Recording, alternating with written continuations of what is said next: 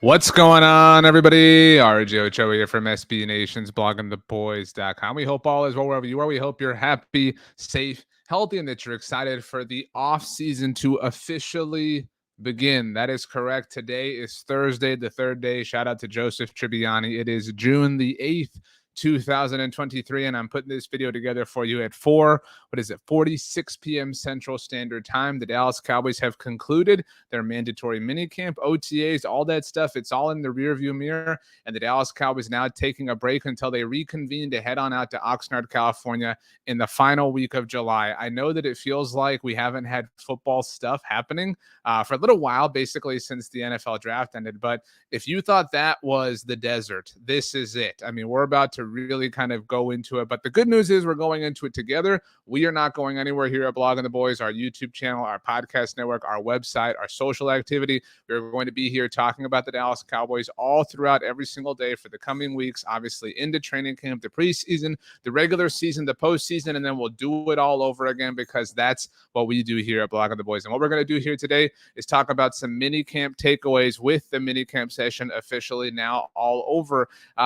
I want to say before we get into them that it's difficult. It really is. If we're being fair, if we're being objective, if we're being rational, it's difficult to have a hard take, right? Like you can't take something that happened at minicamp and be like, well, that's amazing or that's stupid or whatever. You can't go to one side of things. You can't go to one end of the spectrum because it's minicamp. There isn't real physical activity happening. In fact, the Cowboys really erred on one end of the spectrum in terms of side of caution here because Mike McCarthy and the Cowboys were fined over the last couple of years for being too physical around this time of year. So even training camp where you do see some contact, where you do things get a little bit more physical, you still can't draw the full and total complete picture because it's training camp, right? It's not the regular season. And so if you take training camp with a grain of salt, this is taken with a few more grains of that salt. That's my point, and that's the context that I wanted to apply before we got into it. But I have 5 takeaways that we're going to get into. We're going to go, I was going to say in order, but there really is no like order. We're going to go in the order that I wrote them down. Let's just do that. So my first takeaway, Brandin Cooks is going to be awesome. I know I said that you can't do that. You can't say one player, one thing, or one whatever is going to be awesome or terrible. I guess what I mean by this is, I've talked about this a little bit. I did a podcast with some friends in Germany. I think it's so cool how far and wide the internet is that we can all talk about the Cowboys in so many different countries like that. But I wasn't slow to the Brandin Cooks stuff, right? I was always excited. I was always hyped. I always certainly believed in the trade when it happened, but maybe because we didn't have anything real, you know what I mean? Like it was just an idea for me on paper. Like it's kind of, I kind of feel like when you draft your fantasy team, right? Like for the first few weeks that you have them, if you do it, I don't know, when the most popular time is now with the preseason schedule being a little bit different than it used to be. But like, for me, I'll use myself as an example. My league and I, we generally do our draft about a week, maybe 10 days before the regular season begins. And it just doesn't feel real. It's not until you get those first yards or that first touchdown or that first whatever that you're like, oh, that's a player for my team, right? And you start to kind of get comfortable. You start to sort of associate your emotions with that. That's how I think I felt about Brandin Cooks. Had some great moments at minicamp, and I really feel strongly that Brandin Cooks is going to bring something that's been missing for this Cowboys offense, and that's a really tried and true, legitimate deep threat. And I think it's important to kind of reverse analyze that the Cowboys haven't had that, right? Now, Michael Gallup was a legitimate deep threat option early on in his career with the Cowboys, had that great connection with Dak Prescott. The game I always think about is Dallas at Seattle in 2020 when Dallas was just scoring 40 points a game. Dak Prescott was throwing for 400 yards, and the defense was so terrible under Mike Nolan. Well, things changed, right? Dak got hurt, and then 2021 Dak came back, but the Cowboys were running the ball a lot and playing great on defense. And then Michael Gallup got hurt, and then Michael Gallup was coming back from the injury, and so we haven't really had that happening here. But Brandin Cooks is a legitimate deep threat. Dak Prescott, I wrote an article about this at Blogging the Boys last week, was the 4th best deep passer in the NFL last season. So I'm really excited about that. I really think that, I'm ready to believe. Maybe that's what I should have written here. I'm ready to believe in the Brandin Cooks effect with the Dallas Cowboys and certainly with Dak Prescott as his quarterback. So takeaway number 2, like a Trayvon Diggs stat line, the offensive line thing is going to annoy us for a while. That's what I wrote down here.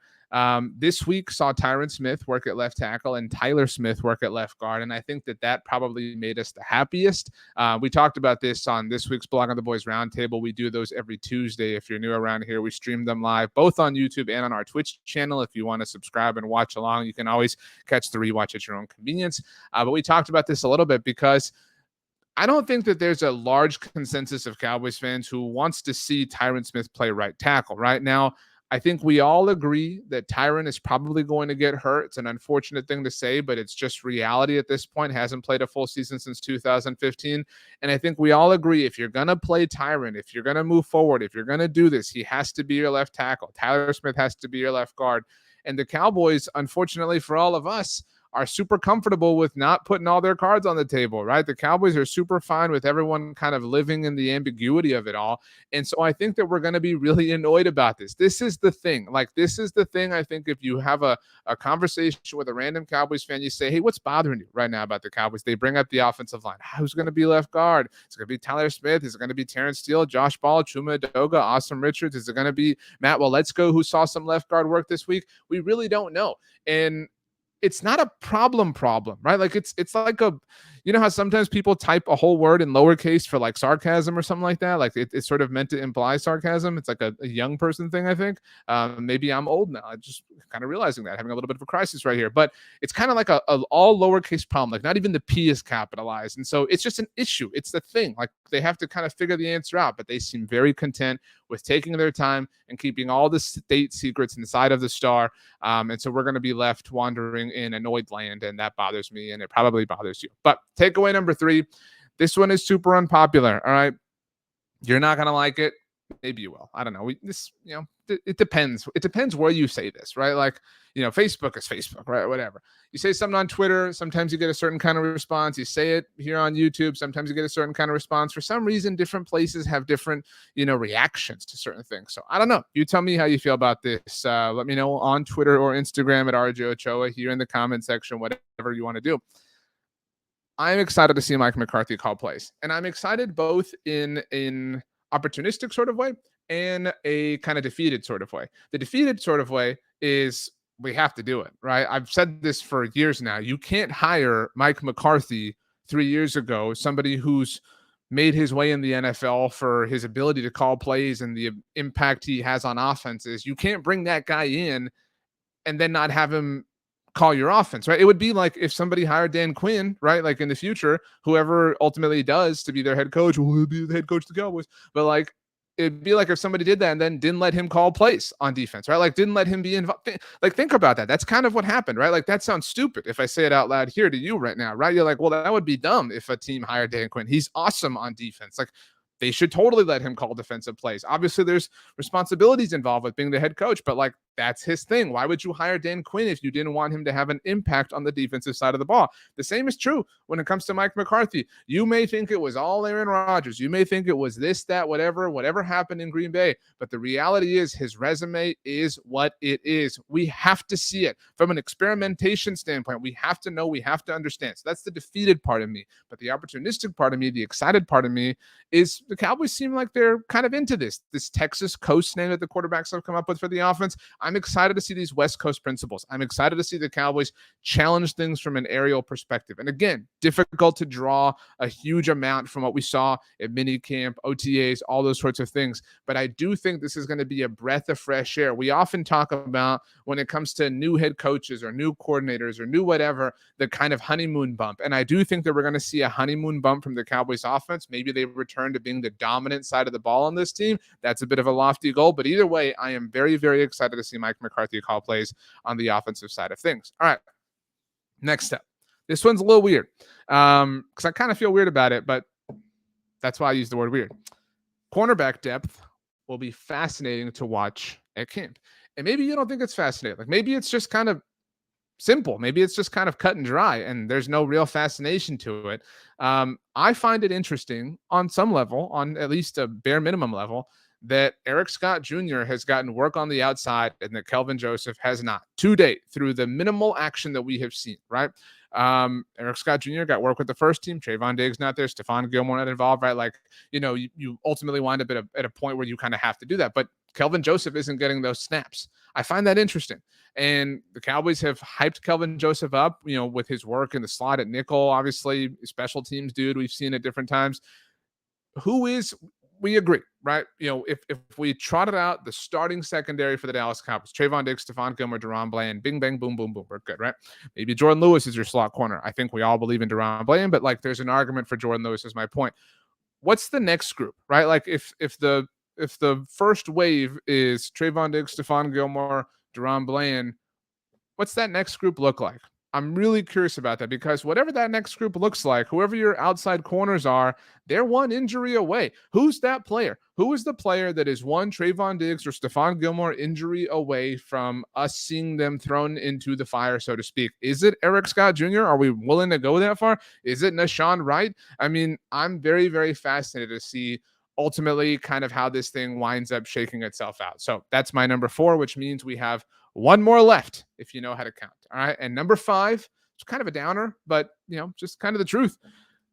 There wasn't a ton of buzz around the top drafted rookies. And by that, I would, say Mozzie Smith. And that's to be clear, this isn't like they didn't do well thing, but like there just wasn't a lot. And some of that's just the positions they play, right? Like Mozzie Smith, naturally inherently plays a position that doesn't see a lot of buzz, right? Like, and that's true in general, let alone, during a mini camp where the Cowboys are trying to not break any rules as far as physical activity, physical interaction. Luke Schoonmaker had the injury issue wearing the walking boot, whatever. So kind of a bummer there. I think we're still really excited, to kind of see what Luke Schoonmaker can offer. And I think training camp will hopefully give us that, an opportunity to see him. And again, we'll tell ourselves then, we'll talk about it here on the channel. We'll say, well, it's training camp. These drills and these exercises, they lend to the offensive player having the advantage, so on and so forth. But so far to date, and it's been just a real short amount of time, we haven't gotten like a pop moment from Mozzie Smith or Luke Schoonmaker. That's not a bad thing.